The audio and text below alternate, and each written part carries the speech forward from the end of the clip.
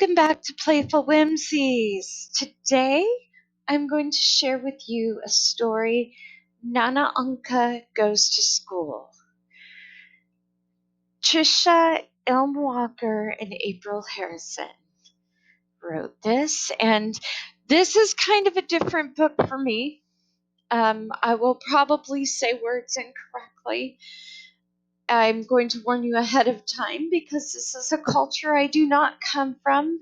And honestly, I wanted to share this book because this has information that I have never heard before. So I thought that it would be interesting to share with other people. So this has Andrinka symbols and their meanings, and there are 2 pages of them. You can't quite see everything, but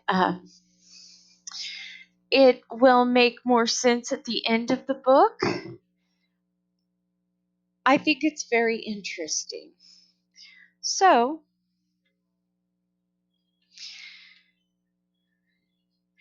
Nana Anka Goes to School by Trisha Elm Walker, illustrated by April Harrison. Again, very beautiful book. It has cultural aspects to it that not everyone gets to hear about, so I recommend picking it up either from the library or from your local bookstore or ordering it online because sometimes we can't find books unless they're online. So this, of course, looks like somebody's in school. Here are sight words. It's circle time, Zora's favorite time of day. She scoots to a spot next to Theodore and crisscrosses her legs on the rainbow-shaped rug. Ready, set? Mr. Dawson says, looking at the children over his glasses. You bet, they respond, and quiet right down. Next Monday is a very important day, Mr. Dawson continues. Each of you will bring your grandparents to school so they can share what makes them special. All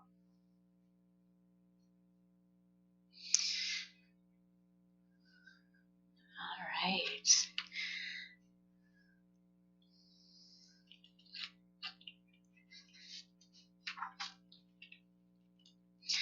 Yay, Grandparents' Day, shouts Alijo without raising his hand. My abuelo is the best fisherman in the world, and he can explain how to catch the biggest fish.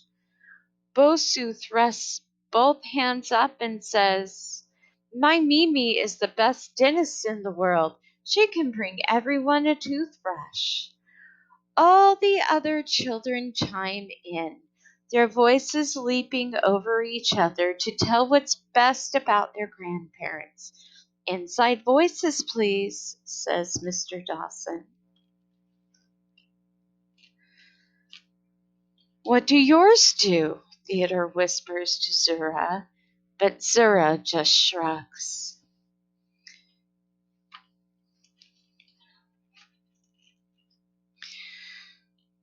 While Zura's Papa brings her home from school, Nana Anka, her favorite person in the whole universe, is peeling potatoes for dinner. Although Nana's feet don't even reach the floor, she seems as tall as the giant playground slide. Maybe that's because she's filled to the brim with stories about growing up in West Africa, where people carve statues out of wood, trees drip with mangoes, and crayon-colored outdoor markets sell everything you can imagine. There's Nana.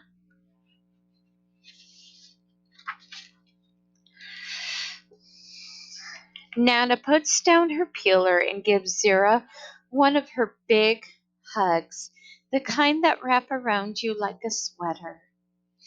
Grandparents' Day is next week, she says. Maybe you can help me decide what to talk about. Zira stares down at the floor.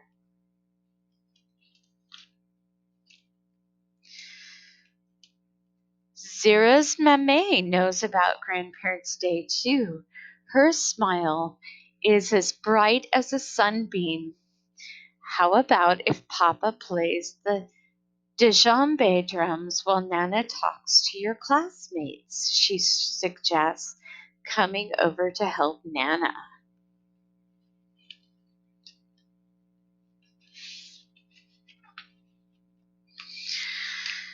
Zura frowned and thinks about the last time she and Nana went to the park. Nana pushed her high to the sky on the swings, and Zura was almost flying. But on their way home, a little boy pointed at Nana, and Zura heard him say to his mother, "That lady looks scary." And then very next day, a server at the little tea house stared so hard at Nana she forgot to bring them sugar cookies with their tea. That is because Nana Anku looks different. When she was young, her parents followed an old African tradition. They put marks on her face to show which tribal family she belongs to and to represent beauty and confidence. Those marks never wash off and go away. Zura looks very concerned in this picture to me.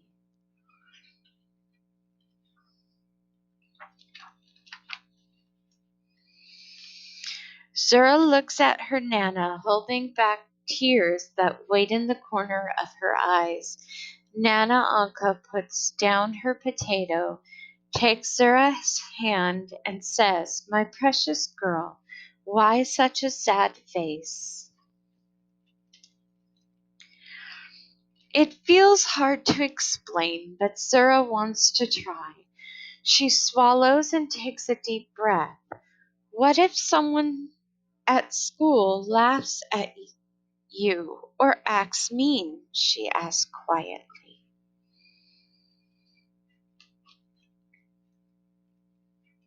It can be hard to be different than other people. Nana Anka thinks for a minute. "I have an idea," she says, and puts Zura's arm through hers. Together they walk down the hall to Zura's room. Nana points to the bed. "How about we bring your favorite quilt to class?" These quilt patterns come from another long ago tradition. Even though they are not exactly as the same as the marks on my face, they can help explain them. What do you think? Zura traces some of the designs she loves with her fingers. When Nana Arku made first made the quilt for Zura, she explained that the patterns were Adinkra symbols of the Akan people of Ghana. The symbols represent more than 50 important qualities like wisdom and creativity. Zura wishes the marks were only on the quilt and not on Nana Arku's face. Still, she says, "Okay, we can bring it. And look at that beautiful quilt. Look at all of these different symbols that we saw at the beginning of our story." I wonder what her plan is.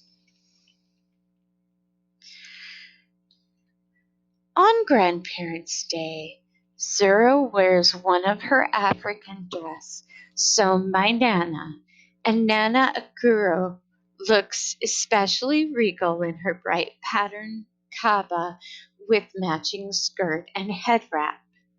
There are lots of oohs and ahs when they arrive. The classroom is decorated with a rainbow of balloons that float up to the ceiling. There are large welcome signs made with colored markers.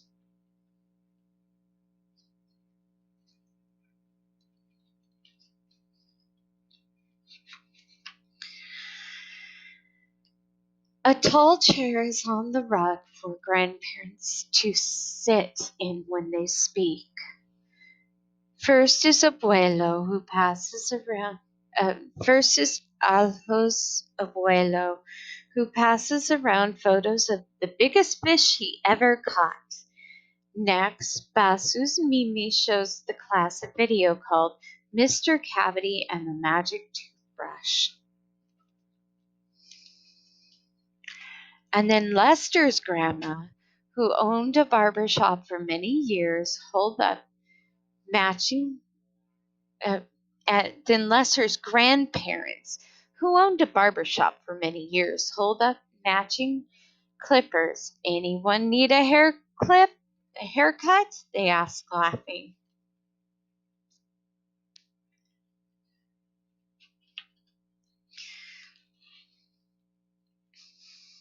Finally, it's Nana Aku's turn. She sits in the special grandparent chair with Zura next to her. Zura clutches her quilt tightly, and her voice shakes when she gives her introduction. This is my Nana Akua.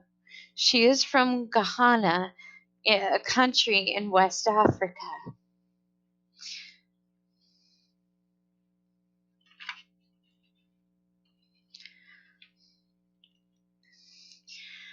Nana Akuru squeezes Zura's shoulder and starts talking. Hello, children. I'm sure you've noticed the marks on my face. Has anyone seen anything like them before? No, said all the children. These marks were gifts from my parents, who were happy and proud that I was born, she continues. I am likewise proud to wear them. Most Ghanan parents don't celebrate in this way anymore, but it was once an important tradition.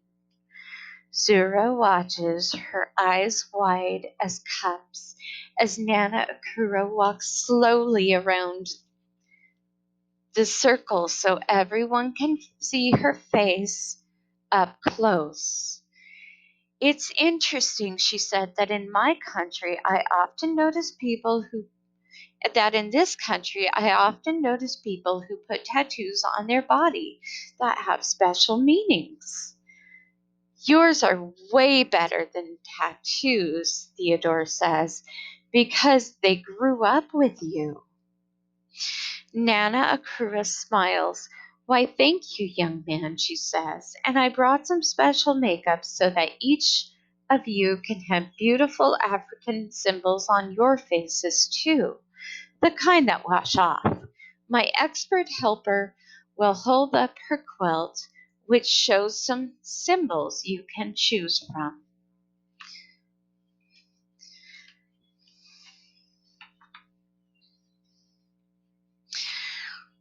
I think it's interesting because I believe that tattoos actually originated from these markings. In various cultures, we had something like tattooed markings. So the other students looked at Zura expectantly. She unfolds the quilt with care. Today I'm going to choose the Bisei Saka symbol. It looks like a flower, and my Nana told me it stands for power and unity.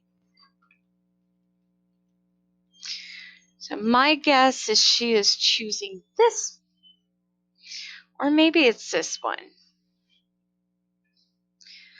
Um,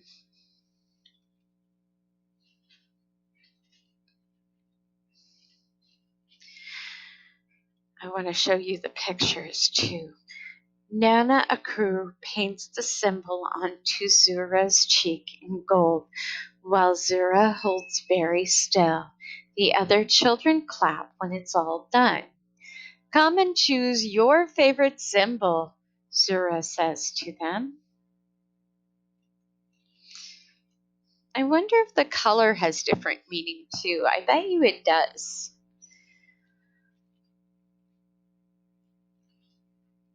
Alejandro, who wants to be a beatboxer, points to the Hawenmuda symbol because he thinks it looks like a keyboard. Nana Akura tells him it means high quality and excellent. Pardon me. Basu wants to be a veterinarian and picks the Dinkium symbol, which is shaped like a crocodile, one of her favorite animals. It stands for cleverness. Peter and Inezu decide on the Adwo symbol. It looks like the inside of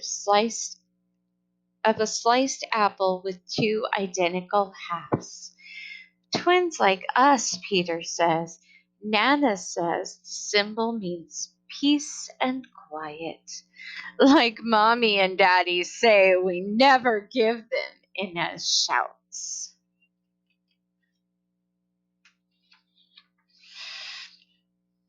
Look at that. Even the adults are picking different symbols that they want to put.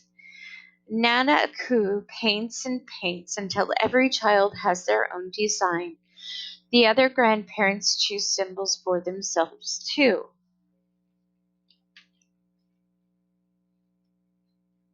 Look at all those symbols.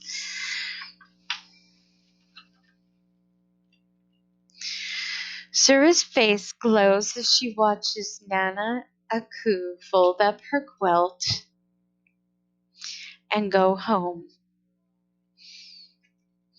And this time it's Sura who gives her a very special, not like anyone else's Nana, one of those big hugs, the kind that wrap around you like a sweater.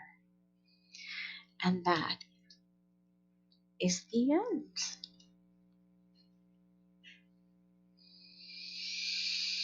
I hope you enjoyed this playful whimsy. And I hope you have a beautiful day.